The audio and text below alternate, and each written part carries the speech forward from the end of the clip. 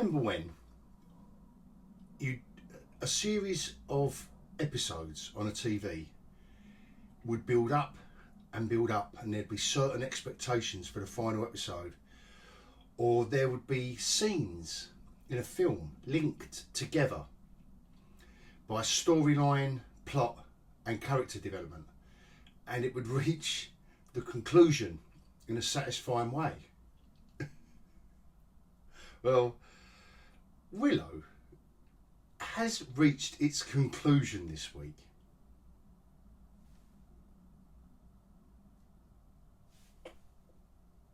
I don't know.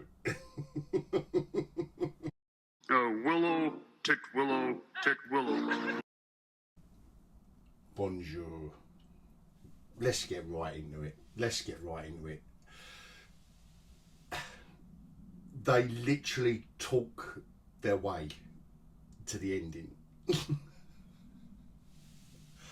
Oh my God. It begins where it left off with handsome Prince Eric. All haircut, nice new suit. And I understand that they want him to, you know, the directors obviously said, oh, come on now, Eric, act weird, darling, act weird.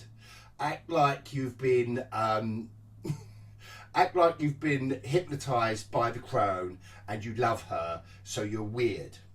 And he is weird, but all it looks like is that he's acting really badly. Now, I don't know what kind of actor he is because I've seen him in nothing, only this, and you don't see a lot of him in the first episode, but all it looks like is that he's a really bad wooden actor. And for some reason, like, three monsters turn up, and he's at the door, and three monsters are behind him. So for some reason, Kit and Eleanor, they have to stand back to back, as if like they're going to pounce while he's talking, as if like they can't just, you know, just naturally. No, they literally have to stand back to back, as if they're going to be fighting everyone, like in a circle. And they keep swapping back to who needs to have to talk to Eric, which was, I don't know. This is where it begins. And there's even a bit in it where Eric is so blatantly standing with his back towards the camera, because they're standing so strangely, like with their backs to each other, and he's gone round to talk to one of them. Now that they've stopped swapping round, because they're going to each other, right, your turn, and then they roll round like that, and then the other one is, you know, the other one's talking to Eric. But there's one bit where Eric literally walks around. It's so badly done. And when he comes back, the director's obviously saying, shuffle to the right, darling, a little bit more to the right. That's it. Now, cue the marvellous dialogue. It goes back from there, back to the cliff, where the other lot are standing. More explaining, more talking. Yeah, Willow bottles it. He lets them all jump. You know, Boorman's the last one to go. Boorman has to stand there for another couple of minutes explaining, you know, having a chat with Willow about his feelings and how it's always been about him. Ooh. This is what we should have understood about Boorman's character. And I do, actually. I do understand his arc. I get all of the character's arc. It's just a shame they were given to a bunch of juveniles to reenact this how fantasy should be seen through 12 and 13-year-olds' eyes. Oh God. Anyway, he's the last one to jump, old Boorman, and Willow, and you know Willow ain't going. There was a part of me that was thinking, no, surely not even Dismal Minus are going to let the show's namesake walk off. But you kind of know, you know what's going to go on. He's arriving to save the day, isn't he? On that note, heavy spoilers, obviously. I do put it on the thumbnails every week. I don't think anyone's watching it. I think they're just watching these videos to find out where the story progresses. So, but I will say, just in case anyone has joined this video, and And then, oh. So, anyway, so he arrives with the other two, Tash Prince and Speckled Jesus. They've done their dive as well. So all the gang's back. Borman catches up with them, and they're on that same outcrop, looking down that same shot, which is all right. But somehow Borman wants to camouflage. He gets a big load of rock dust and goes, poof. We need camouflage. Now they do make a joke of it, which could have worked if the rest of it was jokey, but like I've explained before, it's not. It's not one or the other. So all it is pathetic. It's just stupid. A monster runs in front of them as they get down into the deserted city. You know, the time-lapse thing. All the time. The distance that city is away, I know we're in a mystical realm where time maybe is altered, but they don't explain that, do they? But that's how easy it could be. The time it takes for him to walk from this rocky outcrop down into this deserted city, there's only a few seconds past. There's no time has elapsed. It's literally taken them a couple of minutes to walk from where they are down, and it looks like miles in the scene where you got the CGI, and the two of them, the other two are looking at the city, and just to the left of it, there's this massive sandstorm coming in. And Borman goes, the dialogue, what they have done though, this week, they have ramped up the dialogue spectacularly. It is absolutely superb this week. And Borman goes, but I bet you haven't seen that. It's a massive... I nearly swore then, I'm trying not to swear. It's a massive sandstorm that's going to engulf... Do you remember the size of the city? The deserted city that they're all, you know, the size of New York. It's going to engulf it. But Borman says, but you haven't seen that. Because we're back to the format of this show that requires the creative table to say, before they give any ideas, before they hand over any ideas and toss them about the creative table, they begin every sentence with, wouldn't it be cool if? So instead of a decent writers and directors just showing you the impending doom of the sandstorm, you need someone to say, yeah, but you haven't seen that, so they can do a quick cut to a sandstorm engulfing the city. Absolutely stupid. Just now the crone's all dressed up now as well as Eric, so that's nice. And they're explaining about the worm, and one of them says, that sounds really bad. They're explaining the doom, the end of the world times that the worm will bring if it gets its way, and the harbinger of aforementioned doom is the crone. But we need one of the characters to literally. Why do we need one of the characters to say that sounds bad? They should be saying that to the camera, really, shouldn't they? You know, just turning around and going, "Oh, that sounds bad." That probably would have been funnier if they was going to go the comedy route, but they don't go the comedy route. Like I say, the Borman and the camouflage. You know, the other two question the fact they've covered themselves with dust. And everyone's got new clothes now. Because the crone, she's all done up, got all her hair in a nice, you know, all nicely done, a bit of makeup on. Bit too heavy on the eyebrows, to be fair, but that's just my personal taste.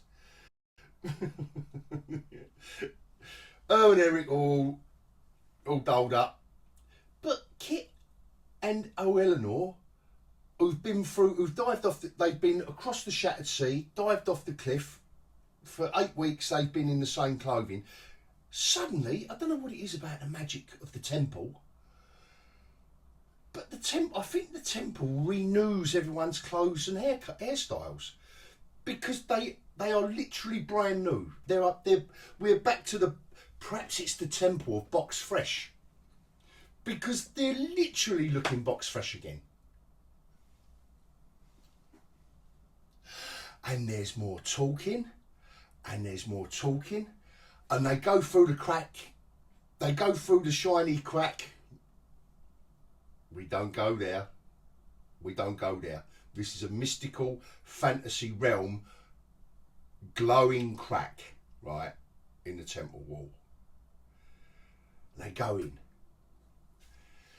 Right, now we're in proper La La Land now, which is where this entire series belongs. Now we're in Chrome Town, or whatever you want to call it, Wormsville. I don't know where, like, but obviously neither do the screenwriters. They just know that it would be cool if when they went through the door, you know, I don't know if in England it would be, tonight, Matthew, I'm going to be, what was it, stars in their eyes. Anyway, let's get back on track. They go through the crack. And there's just people walking around. Obviously, listen, I get it. I really do understand what they're trying to get at. You know, this dream world where nothing's really real, but then they're trying to entice them in, you know, trying to hypnotise them in. But there is nothing hypnotic about the people that populate this little realm. It's tiny. When you go through the crack, it's not the entire world. It's just like this little bit of a garden. It's like a garden party in LA. And it is an LA garden party because when we get onto the wedding, that is literally the music and how they stage it and the vows. They're exchanging vows. It's literally how a pre-teen would imagine, a pre-teen girl would imagine her wedding might be like in a fantasy realm. It's beautiful. But then, anyway, they go in before the wedding scene. They go in the crack and there's just people walking around like arm in arm. Just as if they've been told to walk backwards and forwards because you see the same people. I'm distracted now. Whatever's going on with them two, and obviously they're yapping away.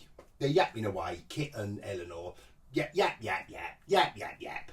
Everything's yap, yap, yap. They can't leave it. They cannot leave a minute to let a scene unfold. Not 1 minute, not 60 seconds. Let a scene unfold. Let the audience, the 16, so-called 16 plus audience they've aimed this show at, we need to be told. And you've got these people parading around, but they're literally walking around in circles and walking backwards and forwards. It's the weirdest thing, and it's the most stupidest thing. It takes you right out of it, and they get split up. Obviously, divide and conquer. That's cool. So Eleanor goes off with old handsome Prince, old Eric, for a little tete-a-tete. They go for a picnic. Old Kit's mum turns up, you know, and we know, like I say, at this point, we know this is not real and all the rest of it, but so that they've split them up, but they're having a casual picnic. They've got all the food there and all the... Now, there would be a way of doing this, and you can see, and this is what I mean about the immaturity of the creators involved, because there would be a way of having them like deluded by the magic and you know seduced by the dark side. There's a way of doing it, and having a picnic ain't it? It isn't it? I'm sorry, just so they're literally having a picnic and a chat. She's having a chat. Now we're back to the heroes outside, and they've got down into the town. Like I say, the time lapses here are all over this. But anyway, let's move on. So the big dust storm. They've obviously beaten the dust storm down into the sea. It must be a bit of an optical illusion. I've just realised that the dust storm was almost over the city a minute ago. Now they're in the city, and the dust storm is just about hitting, and they've got to get through the temple door. Oh my god, we've got to get through the temple door, and zoom. They're all rock. So they never. We're back inside now, and he's trying to get old Eric's trying to get Eleanor to drink the drink. Now they've never really, unless I missed it. And also, forgive me if I've missed bits here because none of it makes sense. I am thinking I may have nodded off in one of the previous episodes because what is the allure of this drink? Like, they've never kind of said that it's got, you know, like the evil of the ring. You know, like the seductiveness of the ring that old Frodo was wearing, which they built up, and it got worse and worse and worse. This water, suddenly last episode, it was evil, wasn't it? It was evil water that made you do it. They just drop it in because it'd be cool if we had this evil water. No explanation, just this evil water. So it gets to a point where Eleanor's going, no, I ain't having none of this. Don't believe it. And Kit is her dad's voice. And again, where did this suddenly come from? Where did this turn up? Like Kit's mum is telling her, yeah, you can have anything you want. And Kit is looking amongst, and these people are still walking around, you know, there's couples walking around arm in arm, walking to and fro. But there's Speckled Jesus, and she's standing there like that, in all her fine clothes, because all the clothes get remade in the temple, don't they? And it's not quite slow motion, but she turns around to look at Kit after her mum has told her she can have anything she wants, and obviously this is the one thing she wants in the whole world, because this is how the narcissists of LA think. Of a certain subculture, not the entire city or the entire California, but you know what I'm getting at. That she can't think of a better world. All she's thinking about is a bit of rumpy pumpy with her bird. Sorry, I keep saying bird, with her girlfriend. And she looks round, and Kit's looking, and Speckled Jesus, the smile, she goes, and Kit's thinking, oh yeah, man. But anyway, Eleanor ain't having, well, you think she ain't having none of it, but Eric is saying, yeah, if only we got married, you know what you want, and all the rest of it. But Dad's voice is now waking Kit up, right? So she's looking at her bird on, and he says, sorry, it's just the way I've been brought up. Looking at her girlfriend. Now she is Dad's voice. Right, waking her up a little bit now. Right, now I've got to go off and get me mate Eleanor. And then there's old, the crone's there, stopping her. She's got a little picnic blanket going on and all that as well, you know. Come and sample my truth plums and all that. But as this is all happening, there's this CGI scene of the deserted city and old, you know, where she's laying there on a blanket, the crone, and she's rambling on. Because obviously we must be 15, 20 minutes into this the ultimate episode now. All we've had is talking. This is all we've had. I know that's not exactly a shock and surprise, is it, in this show? But it is the last episode. And up till now, there is nothing, there is no momentum, hasn't got to be action. There is no momentum in anything they've said or done. There's no movement in it. We are still in a stagnant pond with moss growing all over it, really.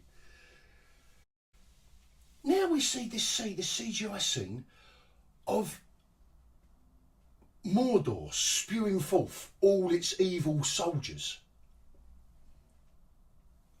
Where have all this lot come from? There's more glowing cracks opening in the temple, and there's these CGI soldiers. You can't quite make out whether they're skeletons, whether they're zombies, whether they're orcs.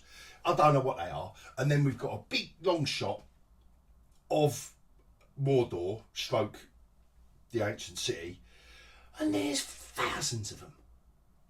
They're all spewing out, literally like the gates. Remember in Lord of the Rings when the gate? I shouldn't really mention this I shouldn't really dirty myself with mentioning it, but I've got to, because they so wanted to have that feel of it, and they go back to it again where the Balrog scene in Lord of the Rings, which they've riffed from before so badly, and they do it badly again here.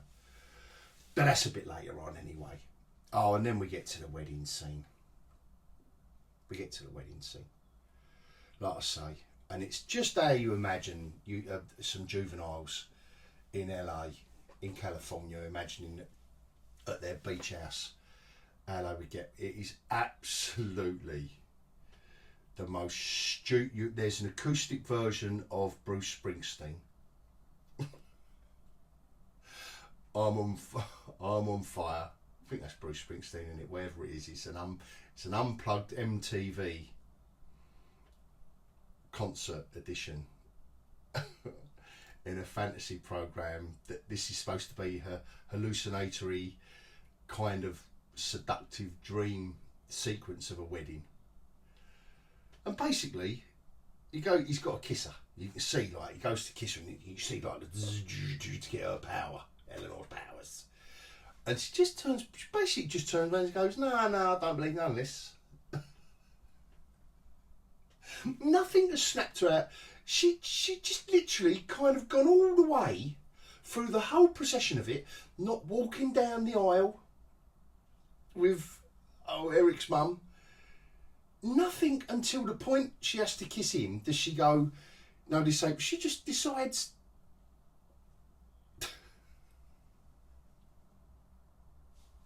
And there's one point. So, what's her name? They all, the wedding's obviously disbanded. And it's all kicking off now. Let's move on. Let's really, really move this on.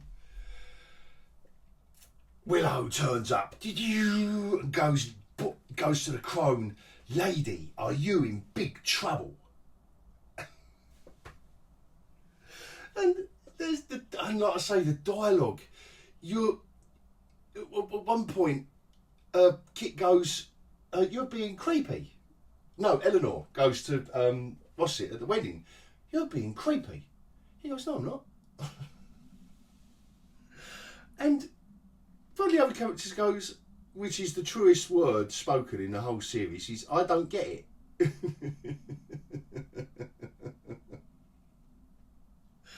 Oh no. So anyway, dun dun, and the music is terrible. Not just the overlay of modern music on it, even when they're not trying to do it, it's terrible. So anyway, Willow's arrived. At least he didn't land and do a superhero pose. All he's done is come. But again, it hasn't taken him very long, has it? He's had to dive off the cliff. He was walking away 20 minutes ago while they've all been talking. 20 minutes ago, he was walking in the opposite direction. He's had a change of heart. He's dived off the cliff. I know he's a wizard, mind you, but he's had to dive off the cliff, move from the rocky outcrop. At least we didn't see a scene of him on that rocky outcrop. I thought they might have got a bit more production value out of that rocky outcrop scene with the CGI city in the distance. But it's only taken, like, this is what I mean. It's only taken him quarter hour to do all that. Like I say, it looks like the city's away. And also, what happened to the dust storm? I don't know. I'm probably all over the place with these characters. How it is all over the place. Now it's all kicking off. We've got the fight scene with the glorious music. The others, because Willow's turned up, he's cracked the others out because they all got turned to stone somehow. Somehow the sand turns them into stone. They're all cured now, and of course they are. Now we're in a big fight. So all the gang's back together. We're fighting the crone. She's turned ugly again. And Eric's on her side. But we're kind of not in any doubt whatsoever that the monsters come. There's some, doesn't matter, does it? Wouldn't it be cool if suddenly there were some adversaries for them to fight? Then there's some skeleton zombie characters around now. I thought the Hordes were going out to fight the war on the real world. Anyway, like I say, I don't know where all them Hordes have gone. There were thousands of them flooding out of the lit up, like the city had cracked up and was glowing cracks everywhere. I don't know where them lot have gone, because there's a few hanging around and they all have a fight. And again, and there's Tash Prince, and now he's having a go at the crone. Don't know, with his flute. And there's a bit where he's got his flute, and he's got his flute, and that's it, and he's going like that. Then the next scene, he's got a knife. And don't get me wrong, if this was one mistake in a glorious series, you wouldn't be bothered. You'd just think, oh well, they missed that. But in something this crap, it just adds to it, because he's got a knife 1 minute in the scene, he's got his flute, he's giving it large with that flute, and then he's at a door and he's put the knife up. The knife's gone, he's probably put it in his scabbard, obviously, but you know, it's 1 minute no knife, next minute no knife. It just, because the previous scene with the knife and he's got his flute and he's getting ready to give it large when all the monsters are approaching, they said around the creative table, wouldn't it be cool if you had the flute and a knife? You know, it looks cool, doesn't it? Instead of just going like they do in Harry Potter with their little flutes. No, let's have a knife. That'd look cool, man. There's a bit in it when so Willow turns up and he says to the rest of them, right, now I'm going to kill all these blokes. And walks up. I don't know what blokes.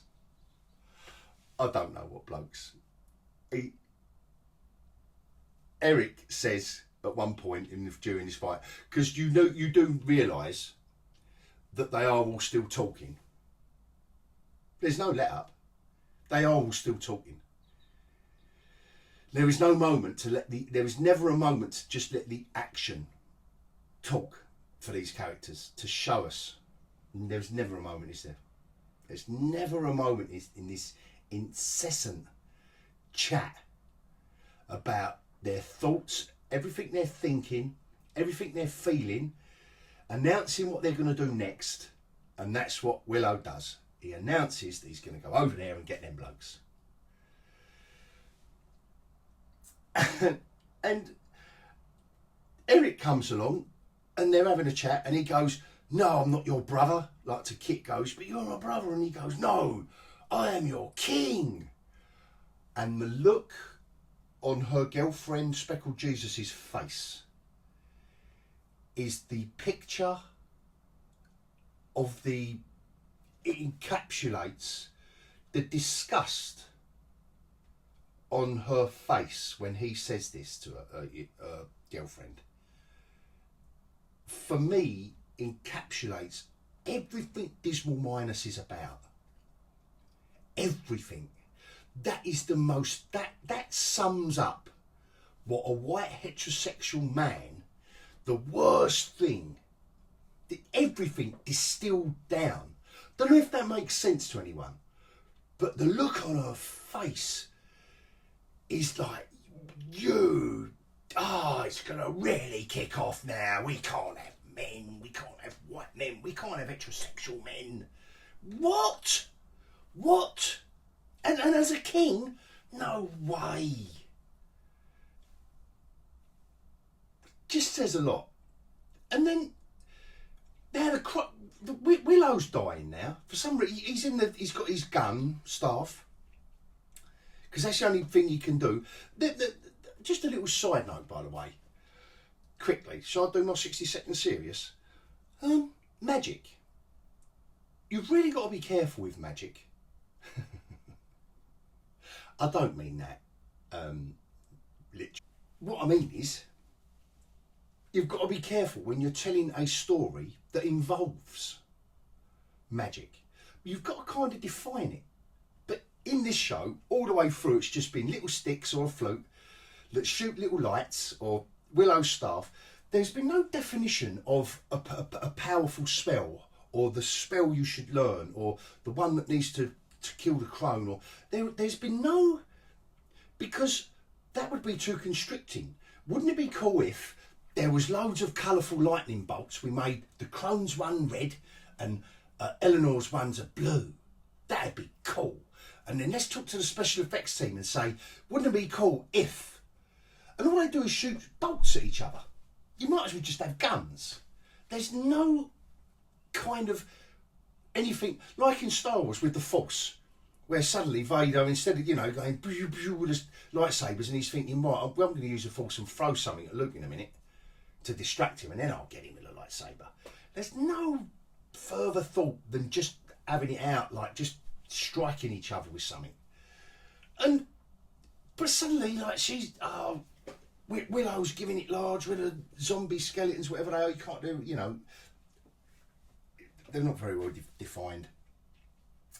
And it sounds suddenly Willow is in Eleanor's head, saying, you can do it. Like, but he sounds like he's dying. Like, and I'm thinking, hold on, a minute ago he was just taking cover. He'd done a few of them in, with his staff of wonder. And I thought he was all right. He might have been a bit exhausted, like a bit out of breath or whatever, but he sounded like he's dying. He's going, yeah, you can do it, Eleanor, you can do it. Because wouldn't it be cool if he was on his last legs and he had to get the one last bit of effort? Absolutely ridiculous. I thought, is he dying? Oh, no, Willow, he can't die. Would have been awesome if he did, wouldn't it? What a way to end the show. And then do a spin-off with Kit and Speckled Jesus. That's exactly what they want to do. 100%, that's all they care about. So they might as well have just got that over and done with, really. Now we're back at the Crone. Now she's in the air. We haven't seen her in the air before. She's been very, very earthbound by gravity. Now, wouldn't it be cool if we did a scene? Because what they think they're now doing is building up to a crescendo. For me, too little, too late. We're probably 30 minutes into this madness, and now it's all unleashing.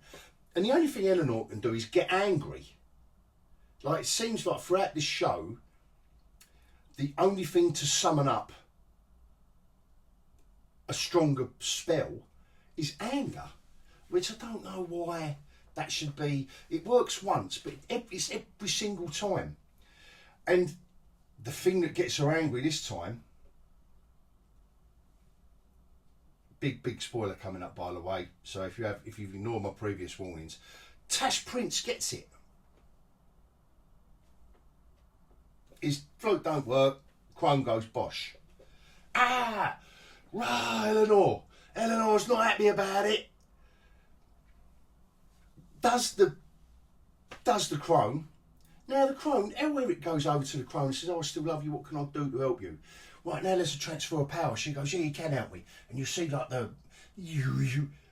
All it does is make him turn ugly. What has she done? What made him look ugly? He's got no magic. He's just ugly now. She's gone, wow. Well, he's just offered to help her out, and all she can do is give him ugliness. Because, do you know why? Because the juveniles that created the show need to show the audience that he's got evil in him now because he's ugly.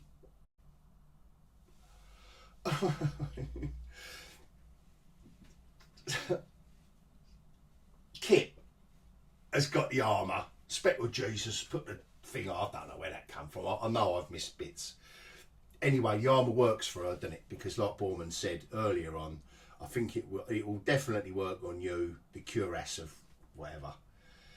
It's going to work on you because you're worthy. You're a woman. I ain't going to go there. I think I've already been there enough, to be fair. I try not to go there too much. Just keep this straight. As a story conceit, okay, it works, doesn't it? She's worthy, yeah. Now all the CGI armour's gone like Iron Man, and she's now got she's got swords everywhere. She's got a sword coming down her arm, and she's got her dad's sword. Fighting ugly Eric now. She don't want to, but she does. Puts him on the floor without any bloodshed, by the way, so they can bring him out. And old Willow comes over and he goes, right, and he smashes his staff on the floor. This powerful stuff. I don't know where the rest of the hordes are, by the way. We saw him kill a couple, get exhausted, speak to Eleanor through telepathy, and come back. And now he's smashed his staff to get the light bulb out of it. But instead of helping Kit, he has to give her the light so she can do it all on her own, without any help. Surely to God, Willow would have been more help with the power of his staff, not smashed, completed staff, helping Kit with the power of her voice to her brother, you know, to fish him back out, to fish his mind back out of wherever it's, you know, the crone has got him. No, he has to give her the light bulb. She's holding the light bulb, Sam, and old Willow says, tell him to follow the light. Well, he could have just stood behind her, couldn't he, and told her to say that. But wouldn't it be cool if, what a powerful scene it'd make if we see him smashing his magic staff. That's all that meant. That's all that meant. And so Borman, at one point in the melee, in the fight, he goes off and shuts the doors behind him. And I don't know what doors it. I don't know where any of this is taking place.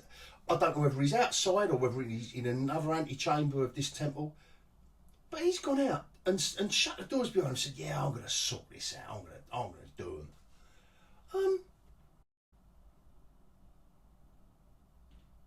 Don't know where he's gone. Is he chasing after, because the hordes that we saw earlier on, they're all marching. I thought, I don't know, did they all come back? To be fair, in this programme, they're probably all taking a break to have a chat. They're probably all sitting around with a sandwich.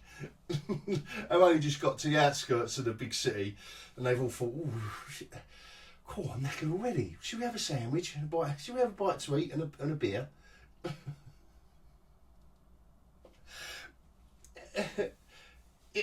And he comes back with Tash Prince's flute. We haven't seen where he's been, where he's gone, because we never do we? We never see proper fights. Even this silly fight scene with overlaid with shocking music, and you know, a bit of clang clang, all in silhouette, and you see it for about 1 minute. You just don't see you just don't see. Well, you do see one decent confrontation between Kit and Eric. And that's over in 30 seconds, and he's on the floor. Of course he is, because she is awesome now. She's the most awesomest thing in the whole widest world. And do you know what? It ends there, with them all standing. The doors open. It's a bright new day. I'm surprised they didn't have some doves and some birds singing in the distance. And they all talk, and then Willow starts piping up about the wiggly wiggly worm. He's always going to be there, and they just keep going on and on. More ominous talk, more ominous talk, more ominous talk, and you know, we've reached a climax for about, I would say, I'm going to be generous and say 10 minutes out of this entire episode, and the rest of it has been talking their way through, talking your way through to the conclusion. And another big spoiler, if you want to turn away, if you dare. Tash Prince wakes up right at the end of the programme. He's not dead. We've just seen him disintegrated by the crone, but he's not dead. He's in the realm of the never. And he's waking up on a battlefield. And old Eleanor's there, isn't she? And he's woken up on a battlefield, and with all these dead soldiers around him. Now I don't know whether, are these the ones that Borman killed? I don't know. Or did he get transported there and he done them all in? And literally, as he talks to Eleanor, you can hear the first few notes of Dire Straits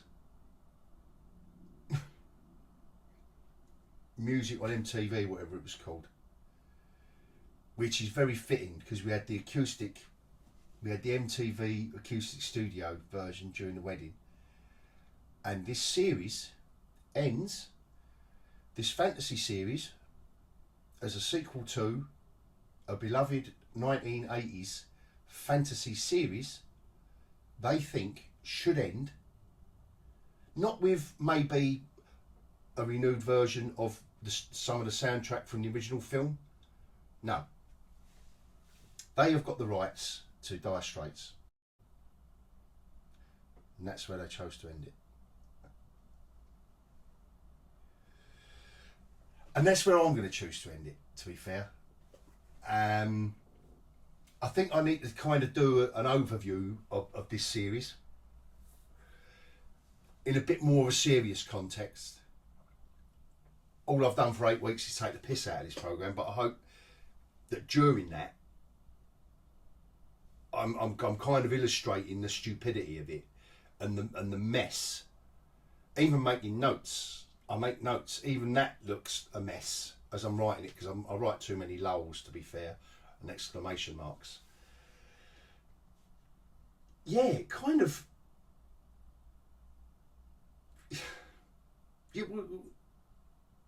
Without doing a series overview, there's not really much else to say. It's like that. It's been like that every week, hasn't it? It's been like, oh well, not a lot happened there. What actually happens, you could have done in one film, actually. You could have just done a sequel film. Didn't need a series. But I will end it there. Going to end this one there.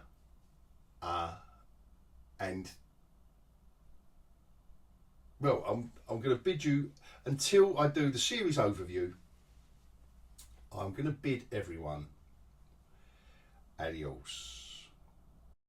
Willow, tick willow, tick willow.